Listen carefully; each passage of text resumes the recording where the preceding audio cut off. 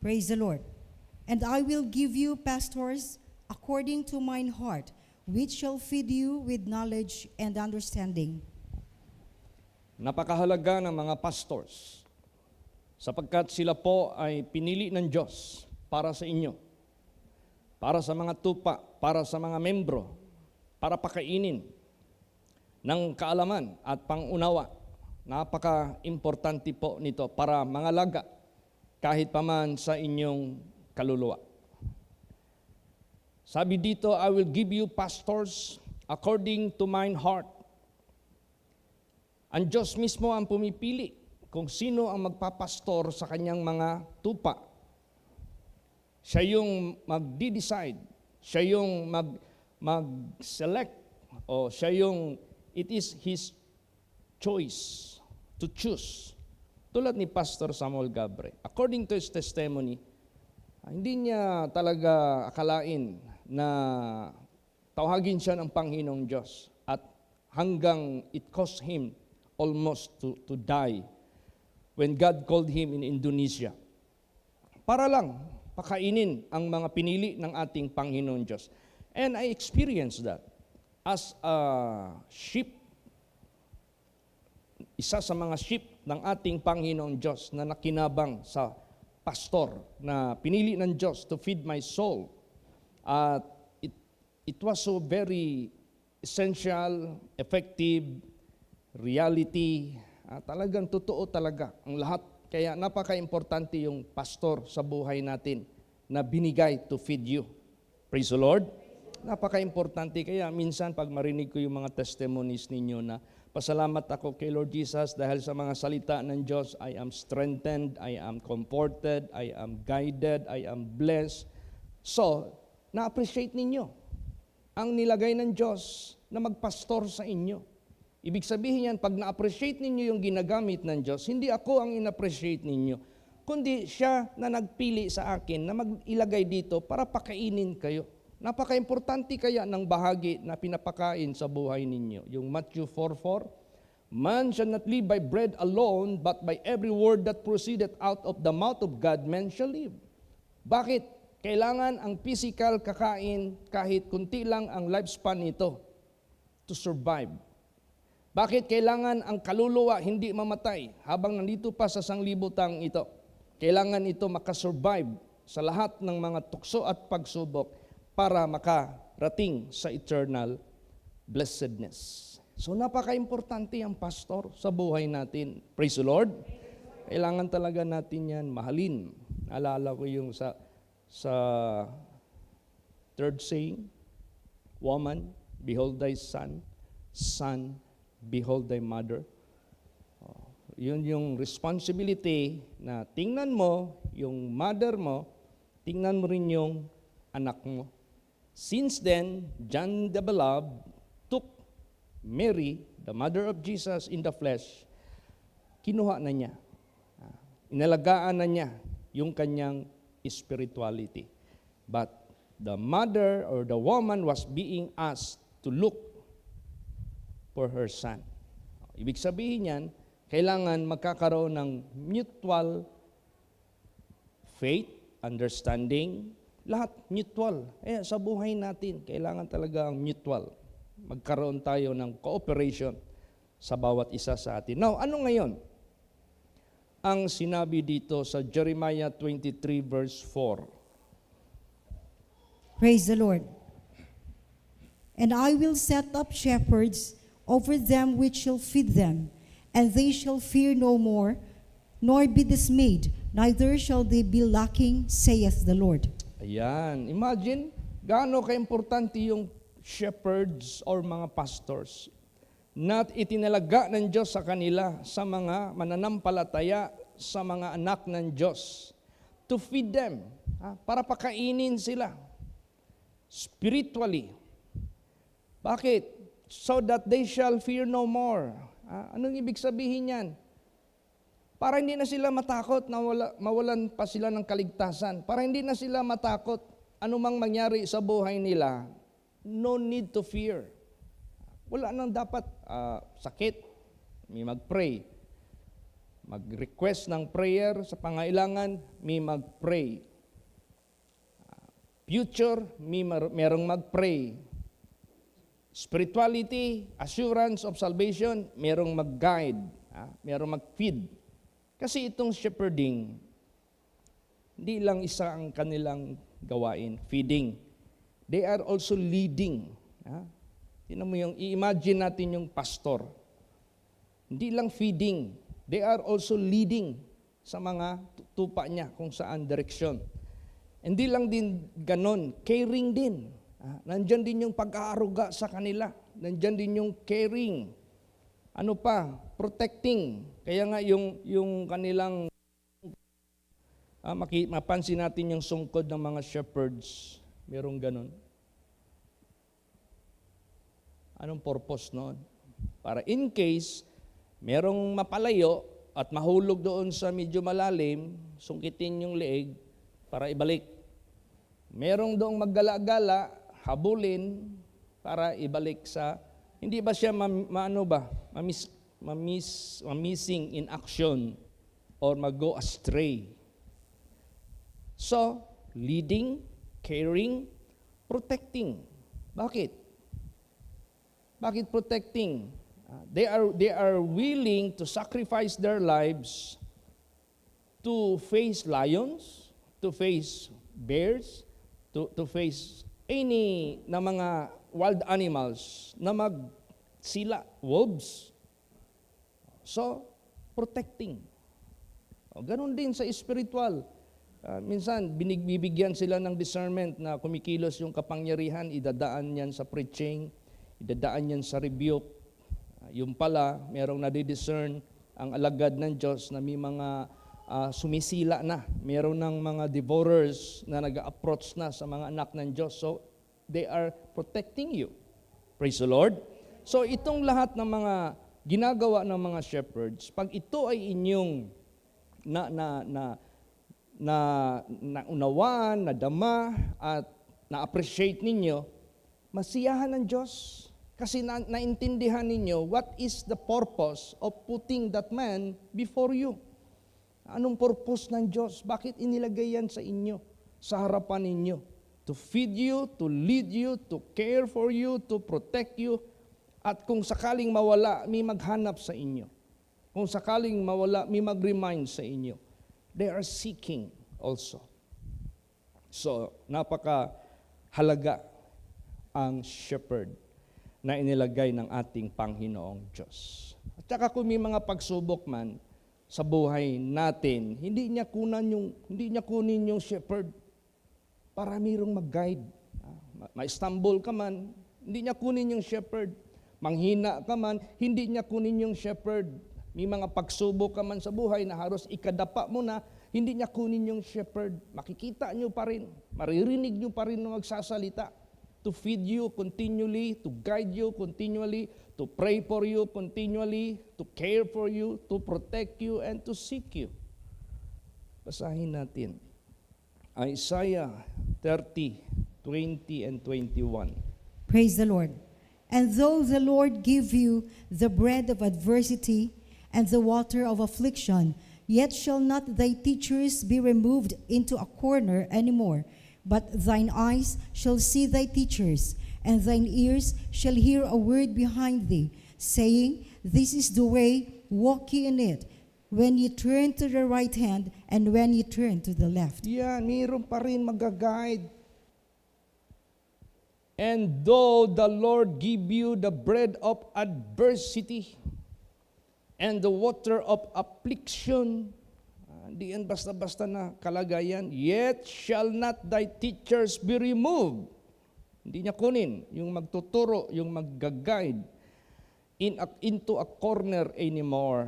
But thine eyes shall see thy teachers, and thine ears shall hear a word behind thee, saying, This is the way, walk ye in it, when ye turn to the right hand, and when ye turn to the left. So, ganun ka-importante. Yan ay dapat nating ma-appreciate.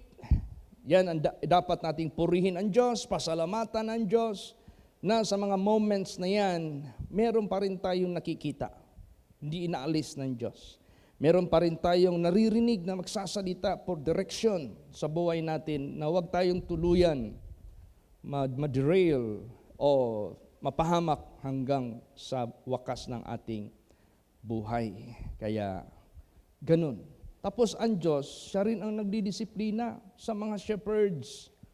Kung sakali yung mga shepherds na yan, mga badlungon, tingnan mo dito sa atin, minasuspended, meron na expel. Bakit? Sino ang gumagawa niyan? Ang Diyos. Siya yung nagbibigay sa atin ng leading, what to do. He is giving us the order, what to do. For what? To protect the sheep, to maintain the feeding of the sheep with a pastor who is walking in integrity, walking in the Spirit. Praise the Lord. Oh, kaya ganun. Tingnan mo dito, yung hari na unang hari sa Israel, pinili yun ng tao. He was chosen by the people. When in fact, Prophet Samuel, for the start, he was not convinced to choose a king. And Prophet Samuel is discouraging them. Pero nangyari na. So inanoint. Pero yung tao na yan na pinili ng tao, hindi sumunod sa order ng Diyos. So ano ngayon ang statement ng Diyos kay King Saul? Basahin natin. 1 Samuel 13 verse 14. Praise the Lord. But now thy kingdom shall not continue. The Lord had sought him a man after his own heart, and the Lord had commanded him to be captain over his people, because thou was not kept that which the Lord commanded thee. Yan. Yung unang shepherd ng Israel, which was King Saul, was disobedient. Hindi sumunod. Hindi obedient sa commandments ng Diyos. Pagsabi ng Diyos kay Prophet Samuel, kill all the Amalekites. Do not spare them. Ang hari pa ang kanyang in-spare. Then yung mga bulls na mga matataba, he is spared for sacrifice. Pero kung i-spiritual natin yon, lahat, kasi ang Amalekites, naging mortal sila ng kaaway dahil they killed the children of Israel while in the Exodus. Yung hinds part na naiwan ng mga mahihina, pinatayo ng mga Amalekites. Kaya nanumpa ang Diyos, gawin niyo silang kaaway. So, kung i-spiritual natin yan yung gawa ng dyablo na wag nating buhayin sa buhay natin. They must be executed. How? Paano natin ma-execute ang Amalekites? Spiritual, evil spirit, spiritual work of Satan na gustong papatay sa ating kaluluwa. Anong ibig sabihin yan? Don't spare them. Huwag mo i-spare ang lahat ng mga kasalanan mo na binunga ng mga spiritual Amalekites na yan. Because pag binuhay mo yan, in-spare mo yan, it kills you. Papatay yan sa iyo. Kaya it was Prophet Samuel who beheaded King Agag, the king of Amalekites. In-execute niya. Kaya ito ang revelation ng Diyos kay Samuel about kay King Saul. Nabasa na yan? Yes? Balikin ko. But now thy kingdom shall not continue. The Lord hath sought him a man after his own heart, and the Lord hath commanded him to be a captain over his people, because thou hast not kept that which the Lord commanded thee. So it is the Lord who choose. It is the Lord who select. Sinong ilalagay niya as his shepherd to protect the flock, to feed the flock. It got to be according to his heart. So ano ngayon ang revelation ng Diyos kay Prophet Samuel? Basa 1 Samuel 15:28. Praise the Lord.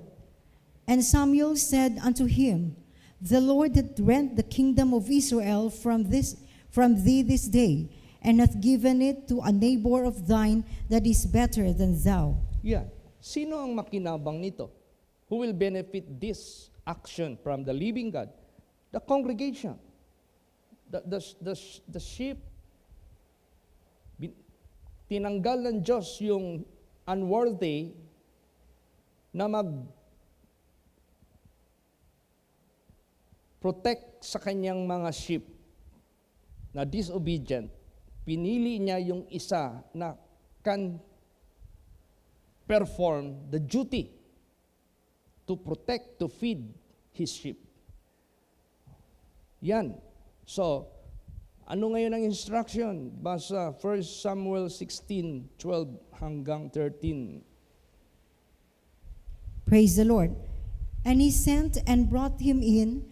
Now he was ruddy and withal of a beautiful countenance, and goodly to look to.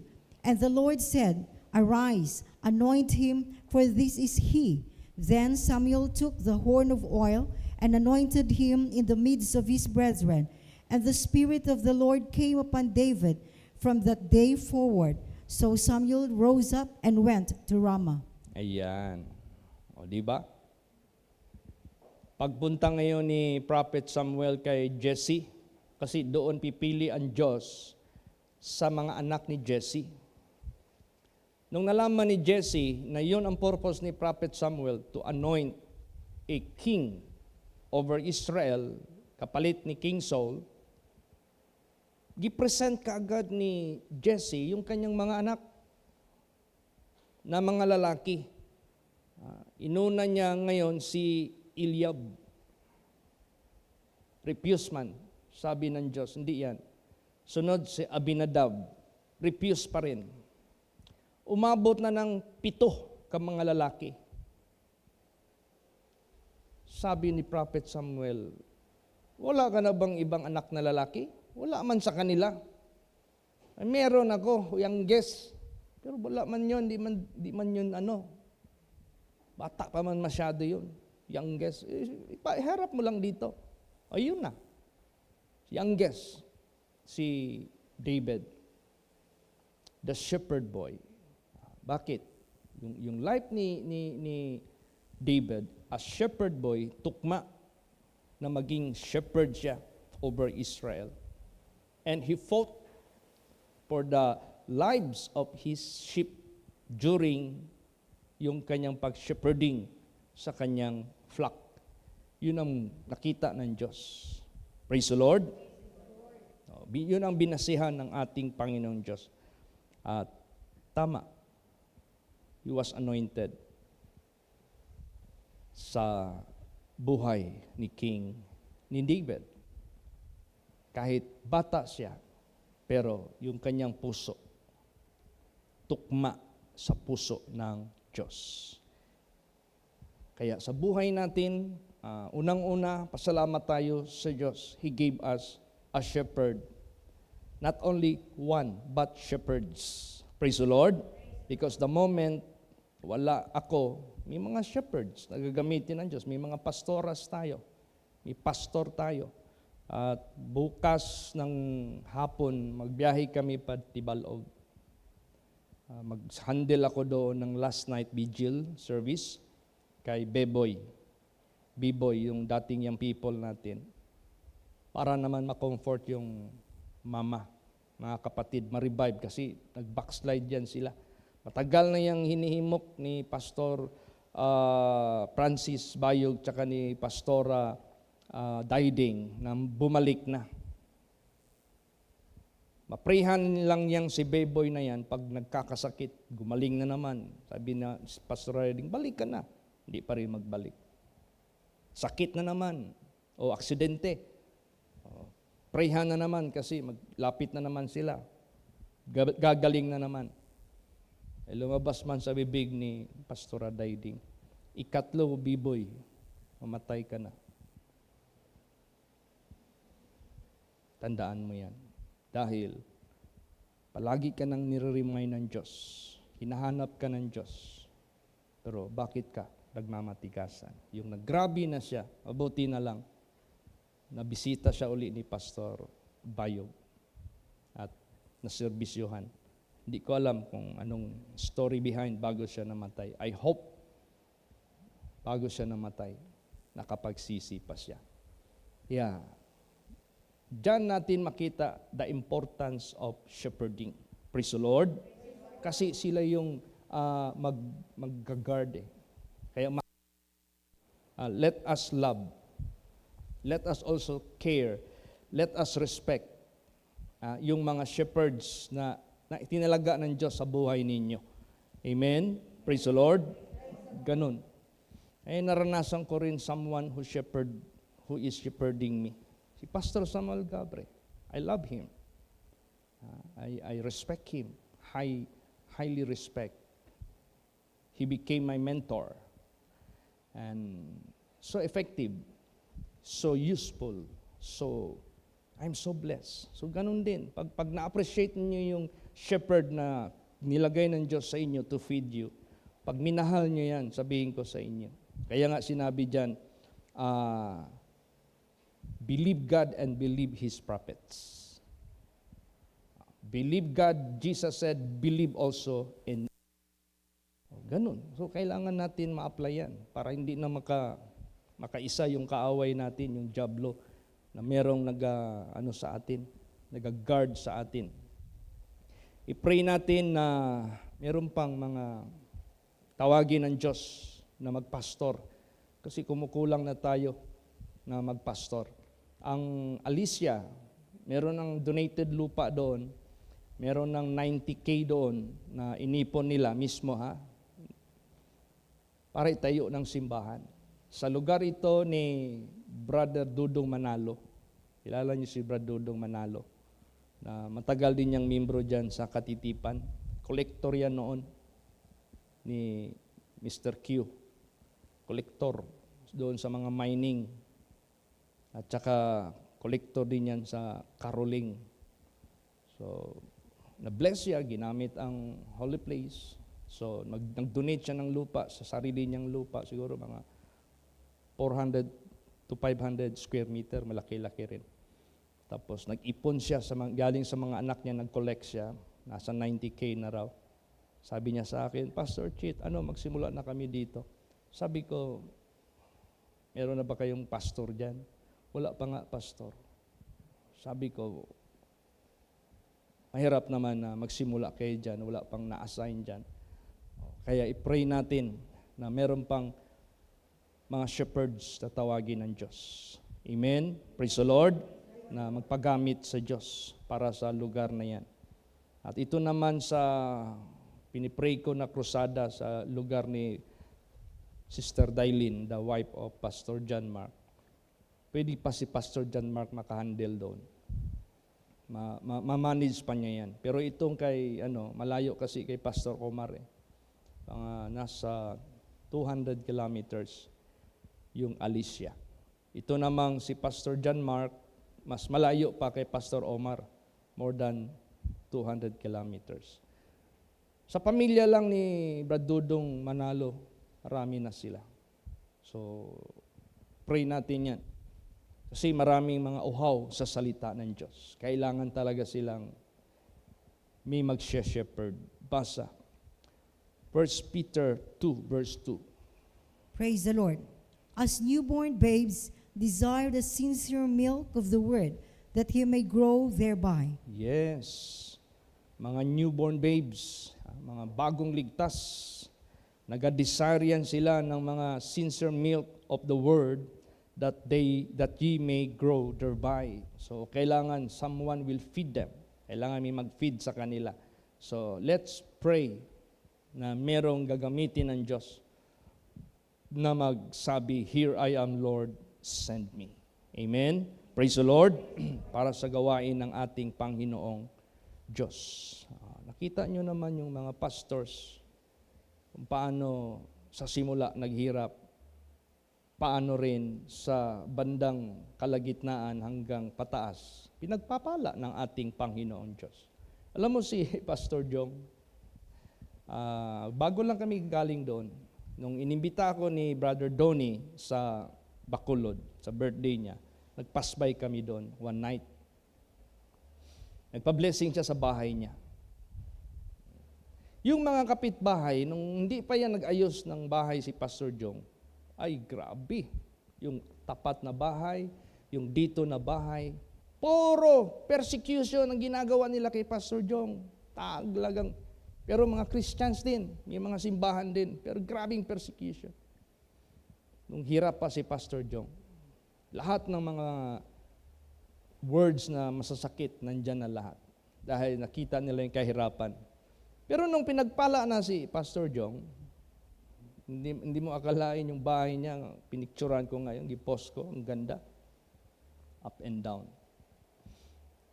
Inimbita ni Pastor Jong yung mga nagpipersecute sa kanya. Nandoon, nakikinig sa Word of God. Praise the Lord. Kaya minsan itong mga tao, to see is to believe ba?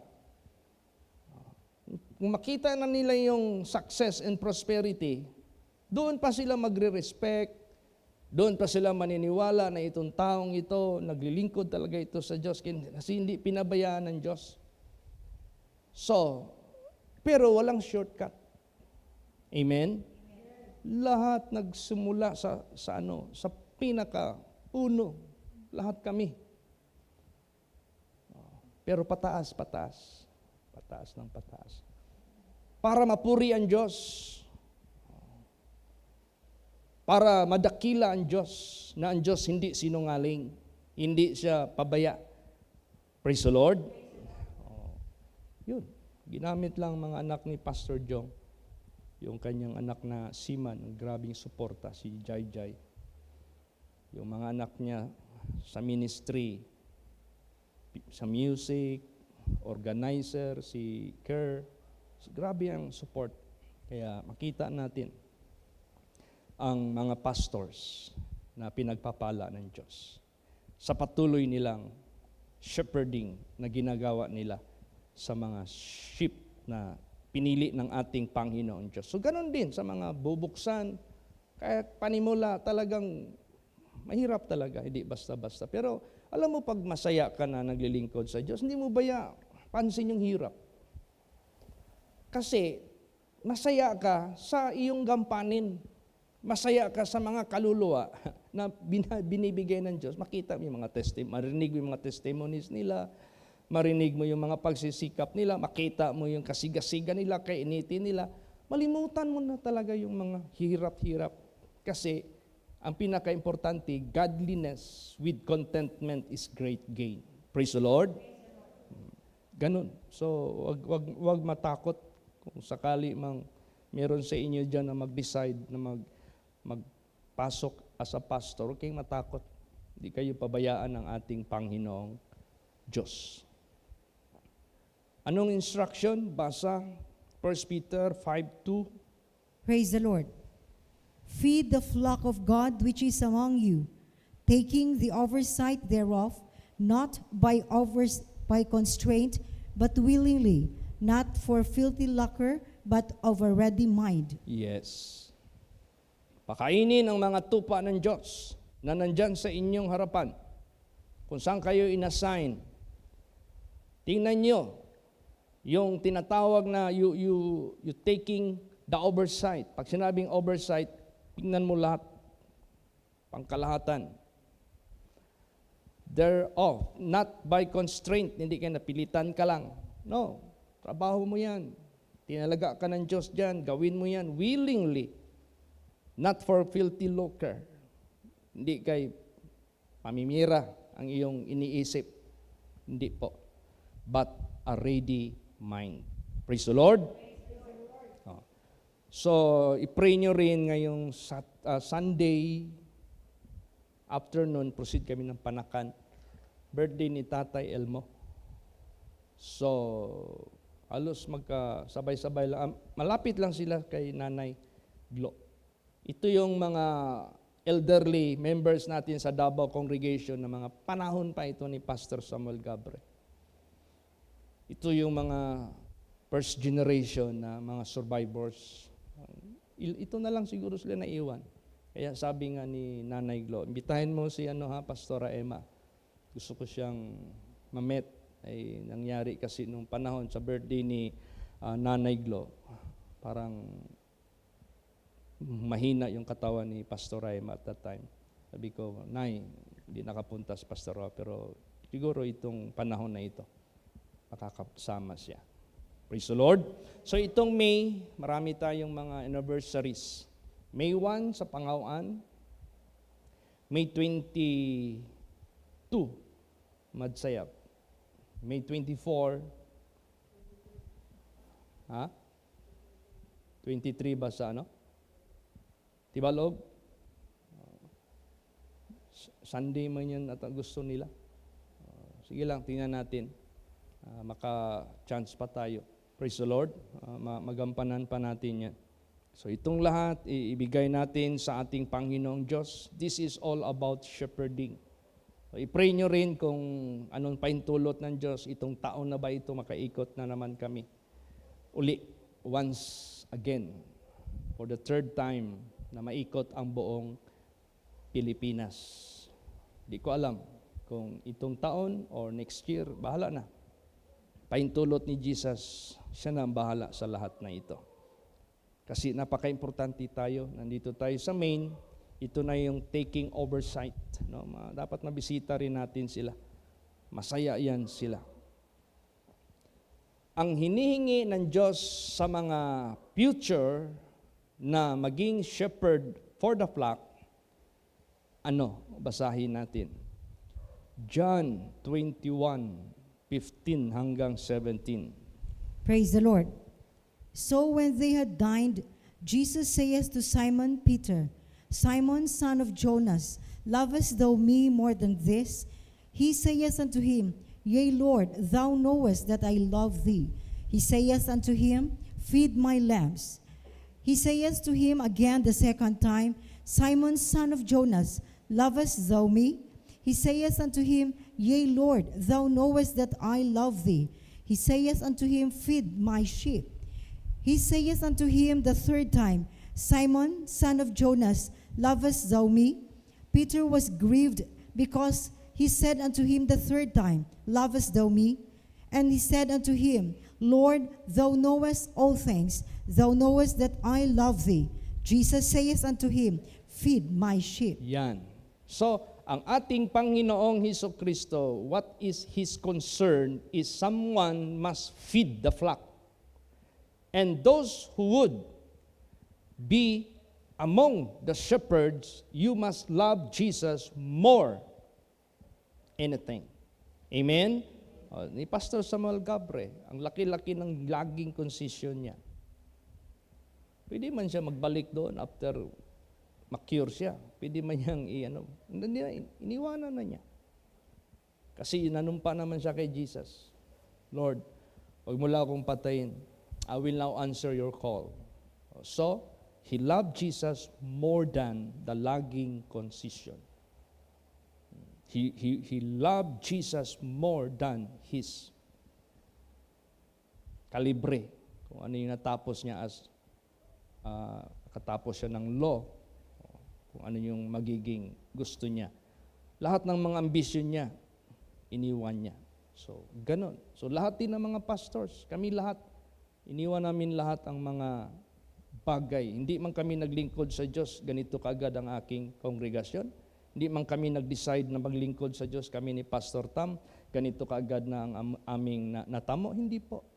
We started with a very mean status, pinakamababang status. By faith talaga yan. Kaya dyan natin makikita na hindi pabaya ang Diyos. Praise the Lord. Hindi siya nagpapabaya po sa atin lahat. At ganon din kayo, mga anak ng Diyos. When you started to serve God, hindi kayo ganyan katibay, katatag sa spirituality ninyo at hindi rin ganon ang naabot ninyo ngayon. How God bless you. Yung mga properties ninyo, wala pa yan sa inyo. Yung mga dinadrive ninyo, wala pa yan sa inyo. Yung tinitirahan ninyo, wala pa yan. Tayo, puro tayo mga walang-wala. Pero as the years go by, may mga pagsubok man, pero ang mga pagsubok, naging blessing. Praise the Lord. Naging blessing in disguise. Tandaan ninyo yan. Lahat ng mga pagsubok sa buhay natin, naging blessing in disguise. Yun lang yung nag-push sa atin para marating natin yung hinihingi natin sa Diyos. Di ba? Dunya Luisa tayo, maganda yung natin, record. We are paying our rental, monthly rental accurately, timely, and we develop the building, everything. Panapangalagaan natin. All of a sudden, paalisin tayo. Yung pala, para ma-push tayo, may mag-donate. Yung si Tita Lydia ang nag-donate. Pag masikip na tayo doon sa Matina, ang dami ng mga problema na nag-arise sa mga membro natin dahil pag mag-parking, madi-disturb yung pagsimba nila. So na-pressure tayo. Pag June 15, wala na tayong mapalagyan ng mga pastors na rumarami at saka members na mag-attend. So napuwersa tayong humingi sa Diyos ng larger area. O di ba naging blessing ito sa atin? Mamaya pag magsikip na naman tayo dito, ililipat na naman tayo sa Diyos dyan sa gagawing mas malaki pa. Lahat, in His time, He will make all things beautiful. Praise the Lord. Lahat yan. Kanya yan lahat. So, humahanap ang Diyos who will feed the sheep. Ano pa? Ano pang hinahanap ng Diyos? Basa Isaiah 6 verse 8. Praise the Lord. Also I heard the voice of the Lord saying, Whom shall I send, and who will go for us? Then said I, Here I am, send me. Yan. Sino ang ipapadalo ko? Sino ang sasama sa amin? At merong nag-volunteer, and that was the Isaiah, the prophet. Ngayon, wag tayong mag-isip na hindi ka magaling, hindi ka magaling, hindi ka orator, hindi mo kailangang orator ang magbigay ng word of God. O kaya sabihin mo hindi ka well-versed sa anong pananalita. Hindi. Ang Diyos, pag pinili ka, hindi ready-made yung pagpili sa iyo. Imo-mold ka ng Diyos, ititrim ka ng Diyos, ititrain ka ng Diyos, isi-shape ka ng Diyos. Praise the Lord. Yan, mga disciples, mga fishers, mga fishermen. Pero tingnan mo naman how God trained them. Tayo lahat dito sa holy place, by the grace of God, na hindi mo kayang liripin paano na build up yung paggamit ng Diyos sa atin. Kasi siya yung nag-shapen sa atin. Siya yung nag-mold sa atin in His own mighty way. Si Moses, ano ba talaga ang pagkatao ni Moses? Ang laki kaya. Moses was one of the greatest prophets of God. One of the greatest among the prophets of God. Basahin natin, ano ang kanyang pagkatao? Exodus 4:10 hanggang 13. Praise the Lord. And Moses said unto the Lord, O my Lord, I am not eloquent, neither heretofore, nor since thou hast spoken unto thy servant, but I am slow of speech and of a slow tongue. And the Lord said unto him, Who hath made man's mouth, or who maketh the dumb, or deaf, or the seeing, or the blind? Have not I the Lord? Now therefore go, and I will be with thy mouth, and teach thee what thou shalt say. And he said, O my Lord, send, I pray thee, by the hand of him whom thou wilt send. Yan. Amen? Praise the Lord. Yan, walang nagawa si Moses. Sabi niya, Lord, I am not eloquent. I am not fluent to speak. Pero, ganun pa man, hindi yan balakid, hindi yan reason na hindi ka magamit ng Diyos as a shepherd over His flock.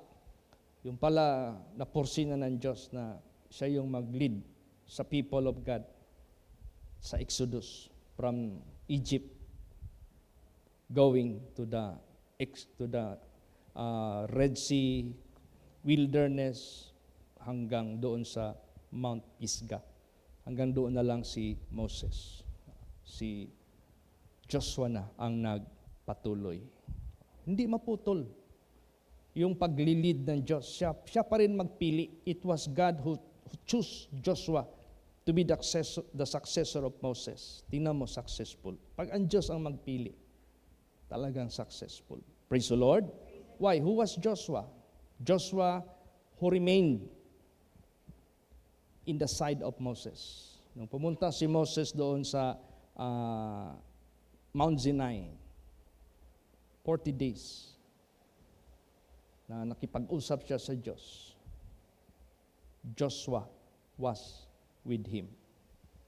Naghihintay si Joshua kay Moses. So grabe yung niya, yung perseverance niya, yung loyalty niya, yung faithfulness niya. Kaya pinili siya ng Diyos to continue the journey going to the land of promise. Si Paul naman, sabihin mo, si Paul, hindi naman yan karapat-dapat maging pastor, persecutor yan eh. Minsan di tayo maka-question sa Diyos kung sino pa yung mga nagpe-persecute, kung sino pa yung mga tao na mga nagpapakita ng opposition sa gawain ng Diyos. Hindi natin ma-question ng Diyos. Sometimes, God need them. Kailangan sila ng Diyos. Basahin natin sa life ni Paul, yung testimony niya. Sige, Acts chapter 26, last verses na ito. 16 hanggang 17. Praise the Lord. But rise and stand upon thy feet, for I have appeared unto thee for this purpose, to make thee a minister and a witness both of these things which thou hast seen, and of those things in the which I will appear unto thee, delivering thee from the people and from the Gentiles, and whom now I send thee. Yan. Testimony yan ni Paul, how God called him, how he heard the voice of Jesus. At nagsabi, Saul, why hast thou persecutest me? And it's hard for you to kick against the pricks. Nung tinanong na ni Paul, who art thou, Lord? Then nagsabi, I am Jesus whom thou persecutest. Tapos ito na yung statement ni Jesus sa kanya. But rise and stand up thy feet, for I have appeared unto thee for this purpose, to make thee a minister and a witness both of these things which thou hast seen, and of those things in the which I will appear unto thee. Future. Marami pang makikita si Paul na ipapakita ng Diyos sa kanya. And Paul was used by God successfully, effectively. So, if you are chosen by God to be a shepherd according to His purpose, you will succeed. Sigurado yan. But remember, you must humble. Remember, you must repent. Kailangan magpakumbaba. Ito si Paul. He humbled himself. He was baptized also by Ananias. So, to God be the glory. So, i-pray natin ang lahat ng mga na-open ng mga lugar na mabigyan sila. Yung wala, mabigyan. Yung meron, lalo ma-build up, ma-develop, at ma-establish. Let's pray for more calling of God sa mga individuals. Amen? Praise the Lord. At dito sa atin, pasalamat tayo sa Diyos for giving us a shepherd to watch, and not only a shepherd, but shepherds for the purpose. Kung sakaling wala ang isa, may magtayo. Kung medyo matagal-tagal na nasa mission, mayroong magpatuloy. So itong lahat, galing ito lahat sa Diyos. Pasalamatan natin. Hindi tayo pwede mag-question, oy, nagtapok naman mga pastor diya sa Davao. Upat naman mo diya, kabuok. Malaki kaya ang gawain sa Davao. Amen? Praise the Lord. More workers is, kaya sinabi dyan, mas marami na yung bang tao niya, yung sa PC pa, the stronger and the better. Praise the Lord. Para sa ganun, hindi lang kay pag nandito ako may communion, kung wala na ako may magtayo, hindi na magka-communion. So itong lahat, given by God ito para ma-normalize lahat ang services. Yung full authority ng mga kasama ko, ma-exercise nila. Kung may magpapabaptize, di makabaptize sila. Communion, may magpa-bless ng oil. Praise the Lord. So, That is for the benefit for the flock. Amen? This is how God is caring for every one of us. Praise the Lord. Magsitayo po ang lahat.